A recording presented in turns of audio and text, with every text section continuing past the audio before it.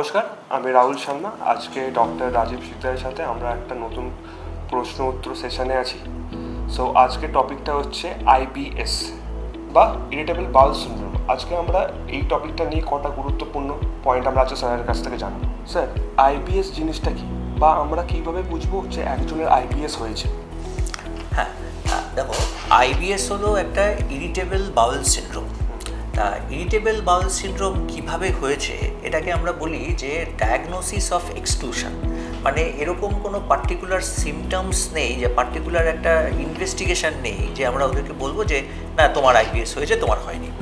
এটা পুরোপুরি আমরা সিমটমস বেস করি। কি হতে পারে? একজন তোমার কাছে এলো, এসে বলল যে আমার ভালোই ছিলাম, হঠাৎ করে দেখছি যে মাঝে একটা হঠাৎ খুব বেশি পেটে ব্যথা হলো, 2-3 বার পটি হলো, আবার ঠিক হয়ে গেল। এরকম সমস্যা আমার কিন্তু প্রত্যেক মাসেই 2-3 বার করে হচ্ছে। এটা একটা পয়েন্ট।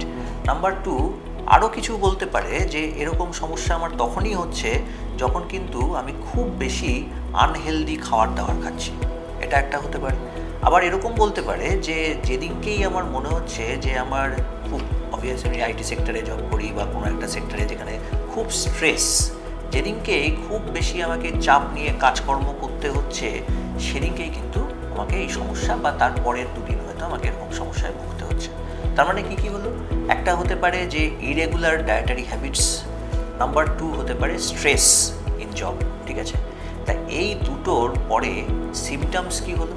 যে হঠাৎ করে বাউল মুভমেন্টের চেঞ্জ, মানে হয়তো প্রতিদিন 1 বার বা প্রতিদিন 2 বার করে সে হয়তো পটিতে যাচ্ছিল, ভালোই পটি হচ্ছিল, কিন্তু দেখা গেল যে 2 বার 3 বার এরকম প্রত্যেক দিনই চলছে, হঠাৎ করে একদিন এরকম সমস্যার মধ্যে খুব পেটে ব্যথা হয়ে একটা পটি হলো, এবং সেই পটিটা কিন্তু ভালো নয়। অনেকেরই বললো যে সেটা একটু মনে হচ্ছে তাতে মানে লিকুইড কন্টেন্ট অনেক বেশি, মানে যেরকম পটির কন্টেন্ট হয় সেরকম, মানে ফর্মের চেঞ্জ হয়েছে। পটিটা যেটা হলো সেটার ফর্মটা চেঞ্জ হয়ে গেছে হঠাৎ, আবার নিজে থেকেই ঠিক হয়ে গেছে।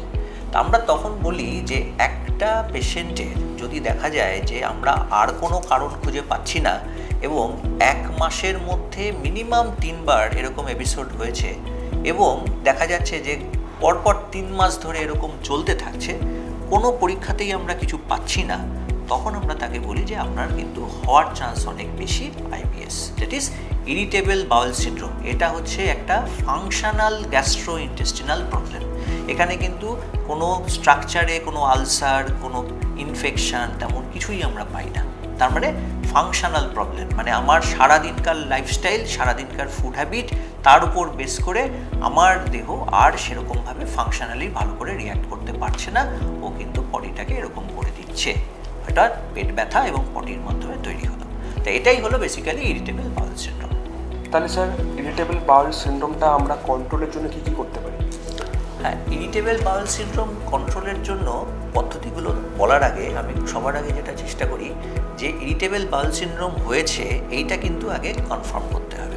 ঠিক আছে, এরকম সমস্যা হলো, আমার কিছু ডায়াগনোসিস মিস হয়ে গেল, সেরকম যেন না হয়। আমাদের কিন্তু এরকম ধরনের সমস্যা নিয়ে এলে তাদেরকে যেটুকু আমরা সিমটোমেটিক রিলিফ, মানে একটু ওআরএস দেওয়া, একটু অ্যান্টিস্প্যাজমোটিক দেওয়া, একটু গ্যাসের ওষুধ দেওয়া, এগুলো খেয়ে তার লাইফস্টাইল কন্ট্রোল করে আমরা কয়েকটা টেস্ট কিন্তু করাবো। সেই টেস্টের মধ্যে ব্লাড রিপোর্টস থাকবে, আলট্রাসোনোগ্রাফি থাকবে, এবং অবশ্যই এন্ডোস্কোপি বা কোলোনোস্কোপি থাকবে। কোলোনোস্কোপি কিন্তু আমরা এই ধরনের পেশেন্টের দেখবো, তার কারণ কোলোনোস্কোপি এমন একটা ডায়াগনোসিস করতে পারে যে আমরা কিন্তু অনেক কিছু মিস করে ফেলেছি।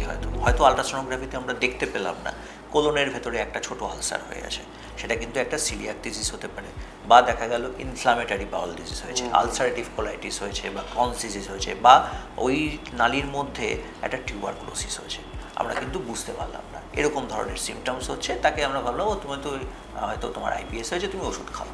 তো এইরকম যেন না হয়, মানে আমরা আগে ডায়াগনোসিসটাকে কনফার্ম করব।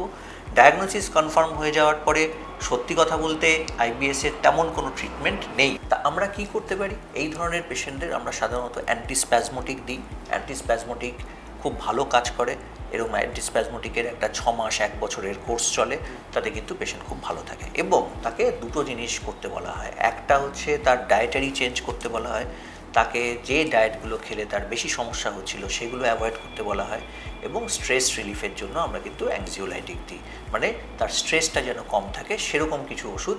তার ফলে কি হয়, এই ফাংশনাল প্রবলেমটা একদমই কমে যায়, তার ফলে কিন্তু পেশেন্ট খুব ভালো থাকে। সুতরাং যদি ডায়াগনোসিস কনফার্ম হয়, ওই জন্য আমি প্রথমেই বললাম এটা হচ্ছে ডায়াগনোসিস অফ এক্সক্লুশন, মানে আমরা সমস্ত ডিজিজগুলোকে একবার নেড়ে চেড়ে দেখলাম যে কোনো কিছু নেই, তার মানে এটা আইবিএস। তাহলে তাকে এইটুকু সামান্য ট্রিটমেন্ট দিলেই সে কিন্তু লাইফ লং ভালো থাকতে পারে। তবে হ্যাঁ, এটা ফিরে ফিরে আসার চান্স বেশি, এই জন্য আমরা এই ধরনের পেশেন্টকে বলি যে আপনারা একটু মেডিটেশন করুন, স্ট্রেস যাতে কম থাকে।